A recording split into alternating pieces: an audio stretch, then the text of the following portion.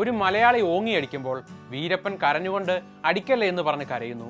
വീരപ്പന്റെ ചരിത്രം നിങ്ങൾ മലയാളികൾക്കൊന്നും ശരിക്കറിയില്ല.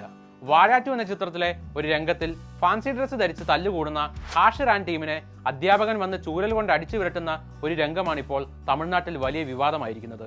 കുപ്രസിദ്ധ ചന്ദനക്കള്ളക്കടത്തുകാരനായ വീരപ്പനെ മലയാള സിനിമയും അണിയറ പ്രവർത്തകരും തെറ്റായ രീതിയിൽ ചിത്രീകരിച്ച് അപമാനിച്ചു എന്ന ആരോപണമാണ് വാഴ 2 എന്ന ചിത്രത്തിലെ ഈ രംഗത്തിന് നേരെ ഇപ്പോൾ ഉയരുന്നത്.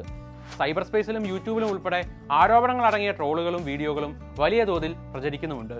മേൽ സൂചിപ്പിച്ച വരികൾ വിഷയത്തിൽ ഒരു തമിഴ് യൂട്യൂബറിന്റെ പ്രതികരണമാണ്.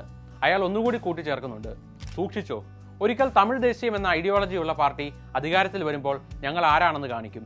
ഇതുപോലെയല്ല, നേരിട്ട്. ഈ പ്രസ്തുത യൂട്യൂബറോ അല്ലെങ്കിൽ ആരോപണം ഉയർത്തുന്ന മറ്റുള്ളവരോ വാഴ 2 എന്ന സിനിമ മുഴുവനായി കണ്ടിട്ടുണ്ടോ എന്ന് സംശയമാണ്. കുറച്ച് സ്കൂൾ കുട്ടികളുടെ ജീവിതത്തിലെ പ്രണയവും സാഹോദര്യവും ലഹരിയുടെ ദോഷവശവും ഒക്കെ കാണിച്ച ചിത്രത്തിൽ വീരപ്പനെതിരെ പോയിട്ട് ആർക്കും ഒന്നിനുമെതിരെ ഒരു രാഷ്ട്രീയവും ഒളിച്ചു കടത്തുന്നില്ല എന്ന് പടം കണ്ട ആർക്കും വ്യക്തമാകേണ്ടതാണ്.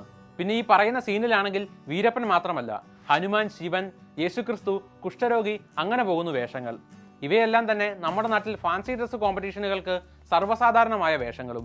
ആ സീനിൽ ആ വേഷത്തിൽ അടികൂടുന്ന കുട്ടികളെ മതപരമോ മറ്റൊരു വിവേചനമോ കാണിക്കാതെയാണ് അധ്യാപകൻ നല്ല രീതിയിൽ തല്ലിപ്പഴിപ്പിക്കുന്നത്. വീരപ്പന്റെ ഗർഭിൽ നിന്ന് അഹങ്കാരത്തോടെ തല്ലുകൂടിയവൻ അധ്യാപകന്റെ തല്ലുകൊള്ളുമ്പോഴുള്ള ഐറണി, പരസ്പര വൈരുദ്ധ്യമാണ് അവിടെ കോമഡിയാക്കിയത്. അത് പ്രേക്ഷകർ ചിരിച്ചു തള്ളുകയും ചെയ്തു. വീരപ്പനെ വീരപുരുഷനായി കണ്ട് ആരാധിക്കുന്ന ഈ സീൻ കാരണം വികാരം വ്രണപ്പെട്ട ഒരു വിഭാഗം ആളുകൾ പറയുന്നത് മലയാള സിനിമയിൽ തമിഴ് വീരപുരുഷന്മാരെ അപമാനിക്കുന്നത് സ്ഥിരമാണെന്നാണ്. വരനെ ആവശ്യമുണ്ടെന്ന ചിത്രത്തിൽ സുരേഷ് ഗോപി തന്റെ നായയെ പ്രഭാകരൻ എന്ന് വിളിക്കുന്നത് LTTE നേതാവ് വേലുപ്പിള്ള പ്രഭാകരനെ അപമാനിക്കാൻ ഉദ്ദേശിച്ചാണ് എന്നൊക്കെയാണ് ആരോപണങ്ങൾ. ഈ വിഷയങ്ങൾ എടുത്തു പറഞ്ഞ് മലയാള സമൂഹത്തെ മുഴുവൻ ആക്ഷേപിക്കുന്ന കമന്റുകൾ ഇത്തരം പോസ്റ്റുകളുടെ അടിയിൽ കാണാൻ സാധിക്കും. ആ കാര്യത്തിൽ മലയാളികളും ഒട്ടും മോശമല്ല എന്ന് എടുത്തു പറയട്ടെ. ഇത്തരം തെറ്റിദ്ധാരണകൾ തിരുത്തുകയോ കാര്യം വിശദീകരിക്കുകയോ ചെയ്യുന്ന കമന്റുകളേക്കാൾ കൂടുതൽ തമിഴരെ മൊത്തമായി അപമാനിക്കുന്ന തരത്തിലുള്ള കമന്റുകൾ മലയാളികളുടെ ഭാഗത്തു നിന്നും ഉണ്ടാകുന്നുണ്ട്.